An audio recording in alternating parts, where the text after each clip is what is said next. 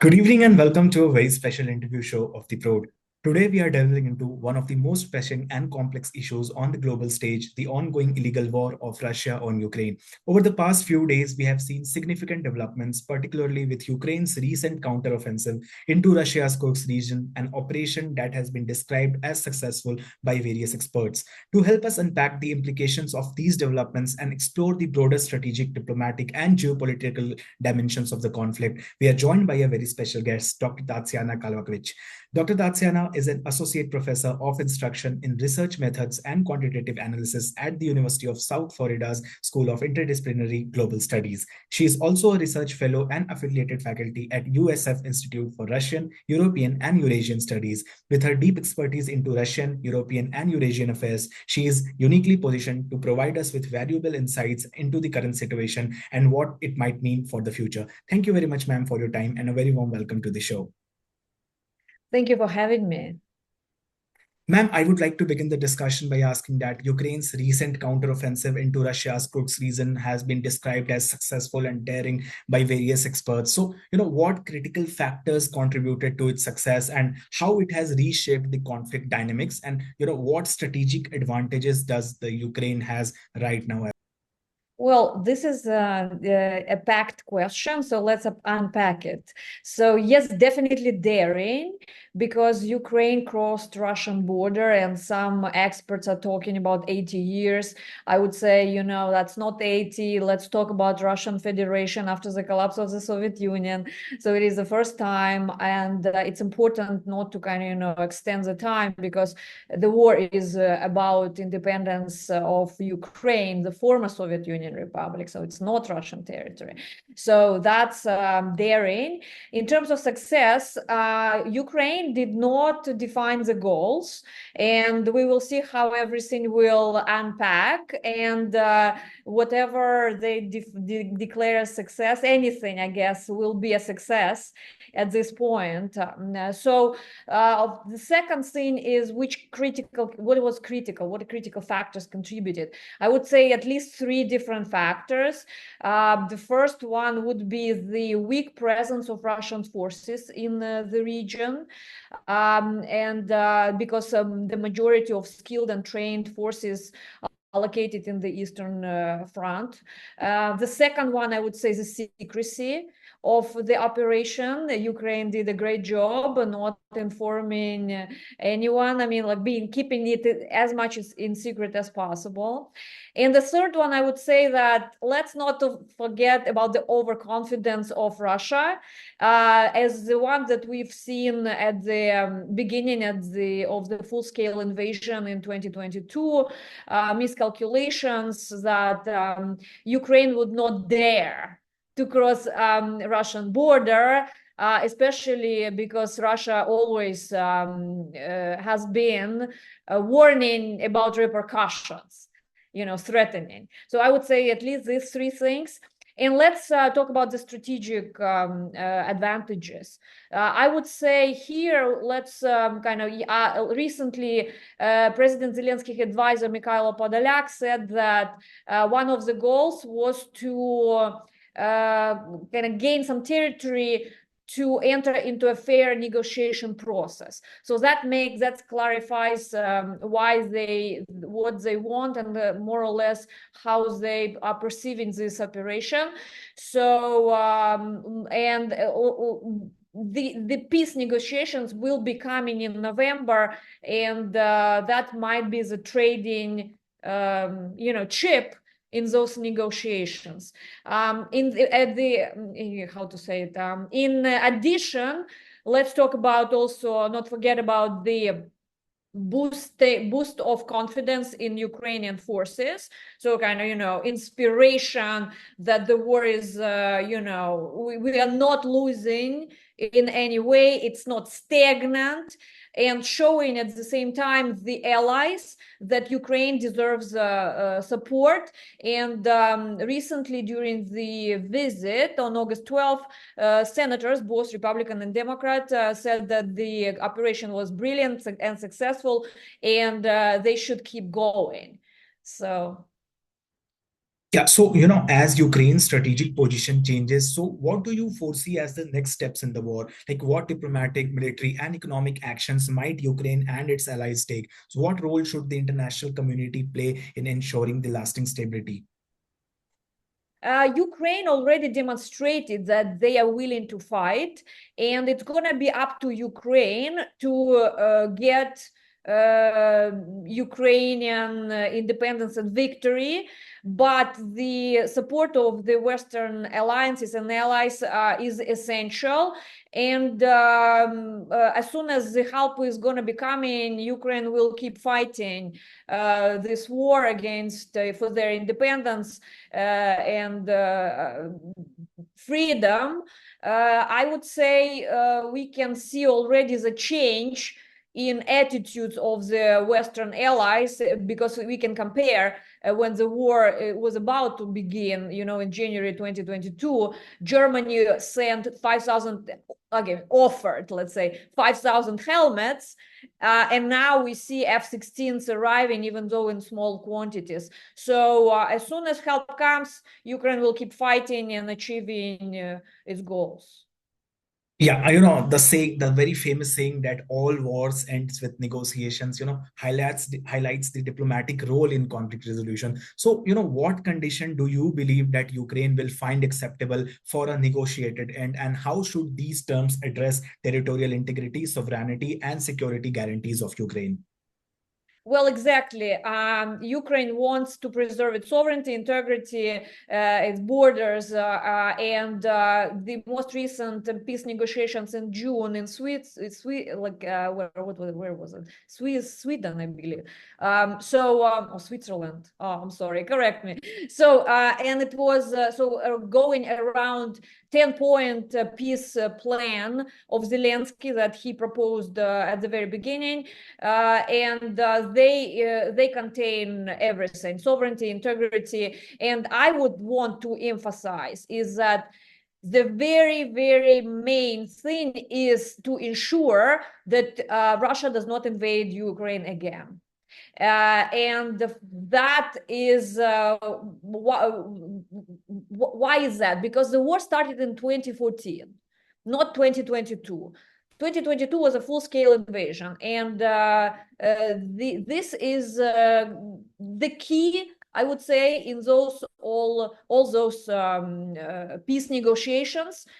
And of course, the borders are still important, uh, because Russia is not budging so far. They want Ukraine to withdraw the forces and keep the territory, but that's not acceptable.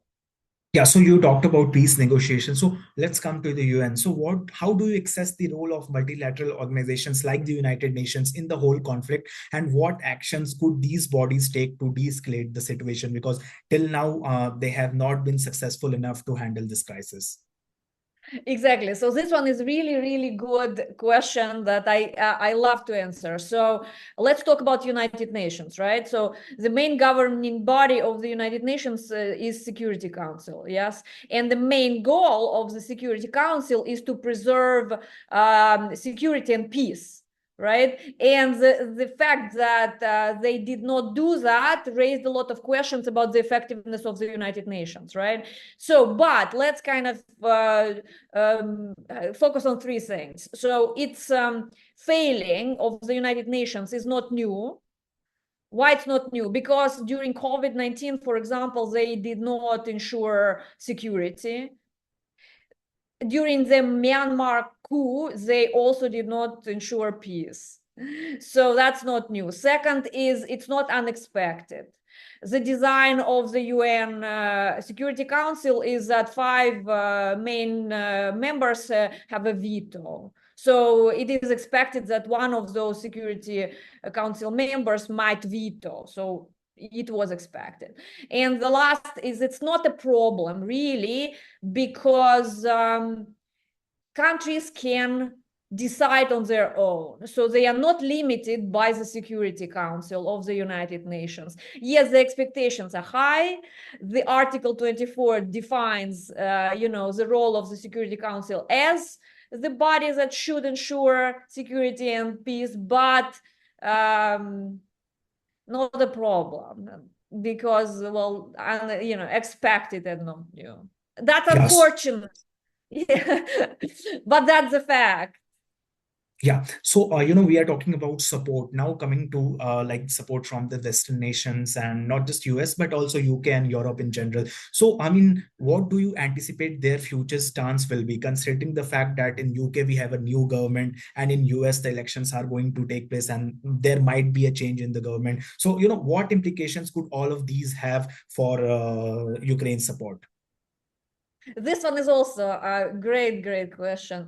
So yes, we are here in the United States, getting ready for the presidential election in November, and I want to kind of lead our audience to focus and notice that domestic politics of the United States is different from the foreign politics of the United States. So domestically, United States is very divided, very polarized, as everyone is talking about. There are different views on abortion policies, different views on immigration, you name it, on economy, environment or not, drilling or not, very different. Republicans and Democrats. But when we get outside the United States, when we talk foreign relations, foreign politics, the United States becomes United States of America, and fighting kind of it is a continuous politics that kind of we can look at Obama, we can look at previous Trump presidency, we looked at Biden's presidency. We already can talk about Biden presidency because he's left like 5 months left within his presidency right now. So the main enemy on the global picture is China for the United States, and that is a continuous politics of any administration. It doesn't matter, Republicans or Democrats. It was Obama's, it was Trump's, it was Biden's, same attitude to stop China. Another example is Abraham Accords to preserve peace in the Middle East, to counter Iran. It started in 2020 when Trump was still president. Biden is following the same politics.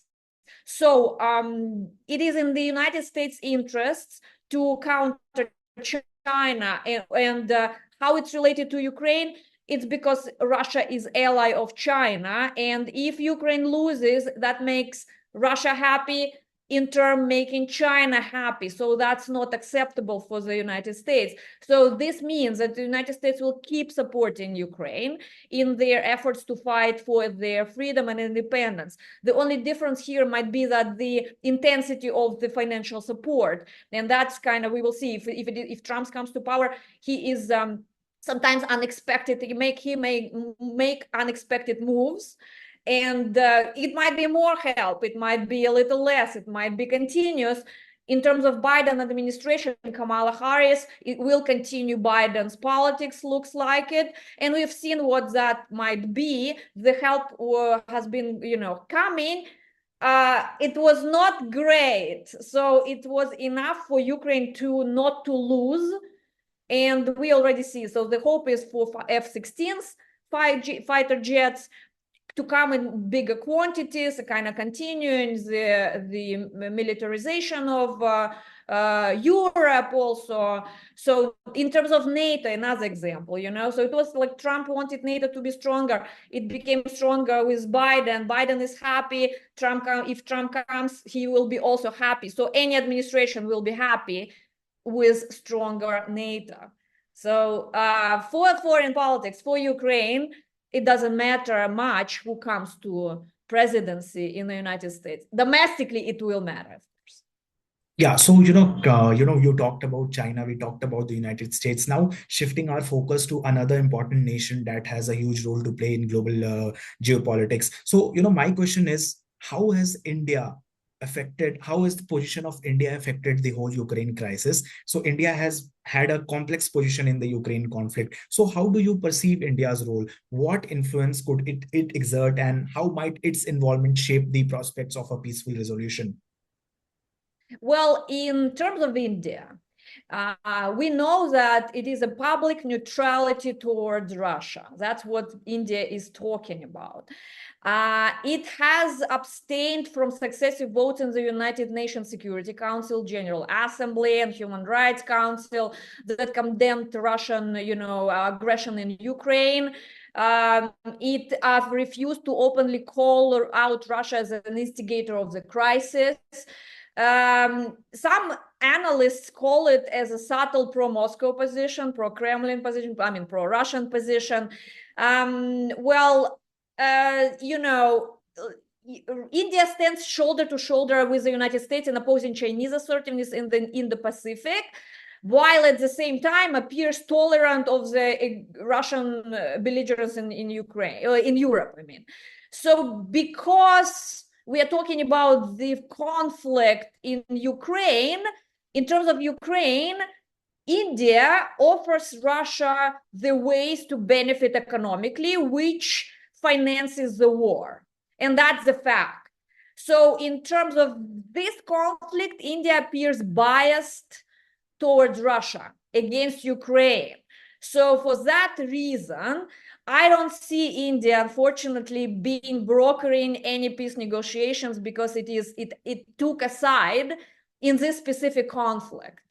Even though I know that Indian government will be talking about Indian interests, but yes, every country has its national interests, I understand. But in this specific conflict, it took its position, even though not talking about that, loudly and pronouncing it.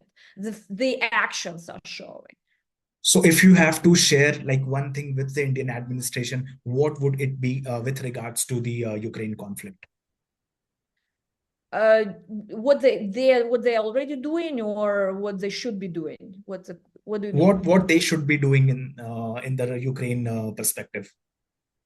Well, if United States is a little disappointed in India's position regarding the war in Ukraine, and the expectation, if India is a democracy, the expectation is to join the Western alliance and support Ukraine and condemn Russian aggression, condemned Russian violation of human rights. We know that Putin has a International Criminal Court, arrest warrant that also did not come without evidence. So the expectation is that for India to act as a democracy, and I don't mean to be, saying anything bad about India. It's kind of from one perspective. I understand that in defense, India will be talking about defending its own interests. India right now has the biggest population on Earth that it needs to feed, but it provides indirectly by buying Russian oil. It provides money for Russia to continue its war effort in Ukraine. So the expectation is for India to join the Western alliance and rely on the United States more than on Russia, maybe negotiate oil deals with the United States rather than Russia in this case. And the United States has an ability. Yes, it's farther away. There is different differences and difficulties in providing that, but choose the side. Yeah. So, now coming to the human rights violation, you talked about ICJ. So, given reports of human rights violations by Russia, do you believe the Russian government will be held accountable ever? And what mechanisms could bring justice and what challenges might arise in in this pursuit? Yes, so we know that International Criminal Court issued arrest warrant for Vladimir Putin, and all these crimes against humanity generated a lot of debate about whether International Court can be enforced. One big criticism is that there is no world government to enforce international law. So we don't see Putin to be arrested at the moment, but we should remember that this International Criminal Court exists for a reason, and even if there are difficulties to enforce it, it doesn't mean it's not real law. It's important to be to gather evidence, to condemn these countries, and the willingness of the countries to sign the Rome Statute and to join kind of follow the International Criminal Court rules or international law is to create transparency and trustworthiness, to be reliable partners, not just in terms of international law, but it also helps with businesses. And